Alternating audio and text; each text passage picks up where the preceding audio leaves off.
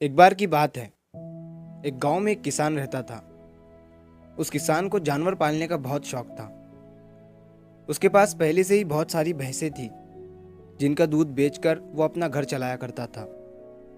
तो एक दिन उस किसान ने एक खरगोश और एक बंदर को भी अपने घर में पाल लिया। अब काफी दिन गुजरने के बाद उस किसान ने उस खरगोश और बंदर के साथ खेलने का सोचा। उस किसान ने अपने खेत में बहुत सारे छोटे छोटे गड्ढे कर दिए और फिर उन गड्ढों पर मिट्टी डालकर उन गड्ढों को बंद कर दिया और किसी एक गड्ढे में उस किसान ने एक गाजर को छुपा दिया। अब उस किसान ने खरगोश और बंदर को उस गाजर को ढूंढने के लिए कहा। खरगोश बहुत ही कॉन्फिडेंट था और उसे अपने आप पर बहुत विश्वास था। उसने एक एक गड्ढे को खोदना शुरू किया और गाजर ढूंढने लगा। लेकिन बंदर जो था वो बहुत ही नेगेटिव और आलसी था। उसने सोचा कि खेत में इतने सारे गड्ढे हैं और वो गाजर किसी एक गड्ढे में है, इतना कौन ढूंढेगा। वो बंदर ये सोचकर एक गड्ढे के ऊपर जाकर सो गया। अब उधर खरगोश अपनी पूरी मेहनत से गाजर ढूंढ रहा था। एक एक करके खरगोश ने सारे गड्ढे देख लिए, लेकिन उसे किसी भी गड्ढे में गाजर नहीं मिली। सिर्फ एक गड्ढा बाकी रह गया था जिसके ऊपर बंदर सो रहा था।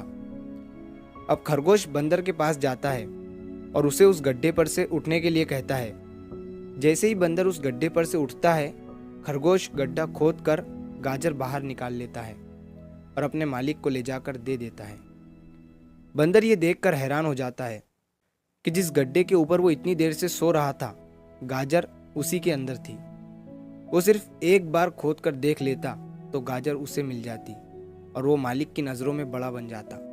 यही सोचकर वो अपने किए पर पछता रहा था। दोस्तों, इस कहानी से हमें 3 बहुत बड़ी सीखें मिलती है। पहली ये है कि हमें कभी भी अपने काम के प्रति नेगेटिव नहीं सोचना चाहिए। जैसे उस बंदर ने सोचा कि इतने सारे गड्ढे हैं और गाजर किस गड्ढे में है पता नहीं। यही सोचकर उसने उस काम को अपने लिए बड़ा बना दिया। और दूसरी सीख हमें इस कहानी से ये मिलती है कि हमें एटलीस्ट कोशिश भी तो करनी चाहिए, क्योंकि हम जब तक कोशिश नहीं करेंगे किस्मत भी हमारा साथ नहीं देंगी। अगर वो बंदर जिस गड्ढे पर सोया हुआ था वहां से ही गाजर को ढूंढना शुरू करता तो उसे गाजर मिल जाती, लेकिन उसने कोशिश ही नहीं किया। और तीसरी सीख हमें इस कहानी से ये मिलती है कि हमें जल्दी हार नहीं माननी चाहिए। अब हमें नहीं पता कि हमें अपने काम में कौन से साल में कामयाबी मिलेंगी। वो 2025 हो सकता है, 2030 हो सकता है या 2032 भी हो सकता है, लेकिन हमें कामयाबी तभी मिलेंगी जब हम पॉजिटिव सोच के साथ कोशिश करते रहेंगे और हार नहीं मानेंगे। तो अगर आप इस कहानी को और भी लोगों तक पहुंचाना चाहते हो तो इस वीडियो को लाइक करो ताकि YouTube इस वीडियो को और भी लोगों तक पहुंचाए। और अगर कहानी अच्छी लगी हो तो हमारे चैनल को सब्सक्राइब ज़रूर करिए।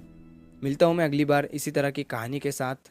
तो सब्र करो, शुक्र करो और ज़िंदगी में आगे बढ़ो।